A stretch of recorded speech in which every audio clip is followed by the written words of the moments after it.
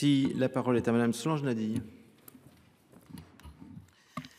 Merci, Monsieur le Président. Monsieur le ministre de l'Enseignement supérieur et de la Recherche, je souhaite solliciter l'attention du Gouvernement sur les multiples défis de l'école en Guadeloupe.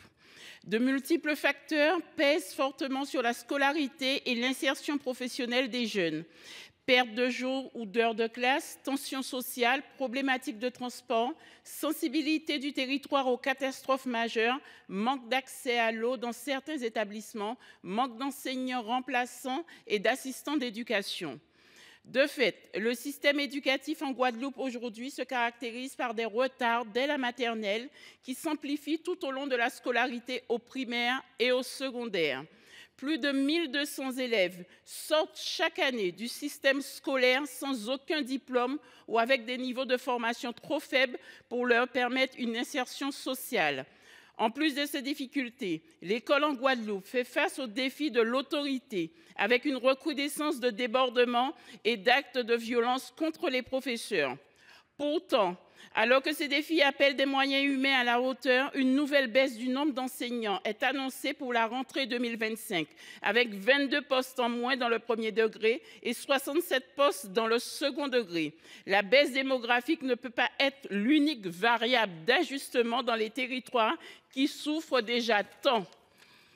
La rectrice de l'Académie de Guadeloupe a reçu les représentants des parents d'élèves et les syndicats de personnel pour échanger sur le sujet. Je salue ce dialogue, mais il faudra faire plus qu'écouter. Il faudra agir.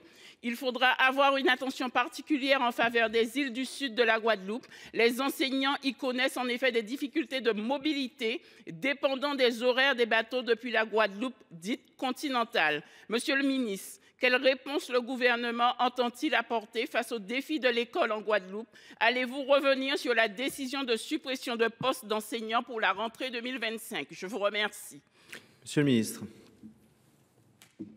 Merci, Monsieur le Président. Mesdames et Messieurs les députés, Madame la sénatrice Nadille, l'école a le devoir d'offrir les mêmes chances de réussite à tous les élèves. Et ce, quel que soit le lieu de leur scolarisation, dans l'Hexagone comme dans les territoires ultramarins. L'éducation nationale est pleinement engagée dans la mise en œuvre de politiques éducatives adaptées aux spécificités de l'Académie de Guadeloupe que vous avez rappelées. S'agissant des taux d'encadrement, l'Académie enregistre une diminution significative des effectifs dans le premier degré public. Pour la rentrée 2025, cette baisse se poursuivra avec une nouvelle diminution de 430 élèves sans que cela n'entraîne un moindre encadrement. Au contraire, puisque le nombre d'élèves par classe est passé de 22 en 2017 à 19 pour la rentrée 2024. En plus de ce taux d'encadrement exceptionnellement bas, la Guadeloupe bénéficie de dispositifs spécifiques. Parmi ceux-ci, je rappelle que depuis 2019, la Guadeloupe est dotée d'un dispositif de soutien scolaire au bénéfice de tous les élèves volontaires. Il mobilise 420 intervenants, touche 4000 élèves et a contribué à une nette amélioration de leur performance. En outre, l'Académie de Guadeloupe a été pionnière dans le déploiement des contrats locaux d'accompagnement dès 2021. Ils sont aujourd'hui au nombre de 46, couvrent 40 écoles, 4 collèges et 2 lycées. En ce qui concerne enfin la sécurité des professeurs, nous rappelons que depuis 2 ans, un pôle citoyenneté académique a été mis en place. Il se réunit de manière hebdomadaire. Il assure le suivi de l'ensemble des situations afin de prendre les mesures qui sont les mesures adaptées. Et je précise aussi que la protection fonctionnelle est systématiquement proposée et un accompagnement médico-social est aussi mis en place.